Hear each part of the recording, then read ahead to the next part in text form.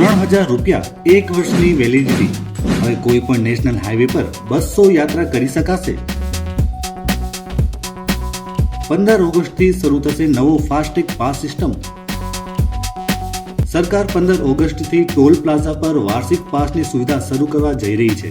આ માટે લોકોએ ₹3000 પાસ લેવો પડશે, જે 1 વર્ષ અથવા 200 ટ્રીપ માટે માન્ય રહેશે. આ પાસ ખાસ કરીને ફક્ત ખાનગી વાહનો, કાર, જીપ, વાન વગેરે માટે બનાવવામાં આવે છે. આ સુવિધા કોઈ વાણિજ્ય વાહન માટે નથી.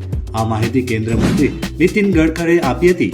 ગડકરીએ તેમના એક્સ પોસ્ટમાં જણાવ્યું હતું કે વાર્ષિક પાસના એક્ટિવેશન અને રિન્યુઅલ માટે જલ્દીથી જ રાજમાર્ગ યાત્રા એપ અને NHAI મોર્ટની વેબસાઇટ પર એક અલગ લિંક ઉપલબ્ધ કરવામાં આવશે, જે પ્રક્રિયાને સરળ બનાવશે. આવું જાણીએ શું છે ફાસ્ટેગ. ફાસ્ટેગ એક ઇલેક્ટ્રોનિક સ્ટીકર છે. તેમાં radio frequency identification RFID chip fit કરેલ છે.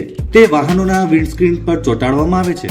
તે ડ્રાઈવરના બેંક ખાતા અથવા ફાસ્ટેગ વોલેટ સાથે જોડાયેલ છે. ફાસ્ટેગની મદદથી ટોલ પ્લાઝા પર રોકાયા વિના ટોલ ફી ચૂકવવામાં આવે છે. આનાથી સમય અને ઈંધણની બચત થાય છે.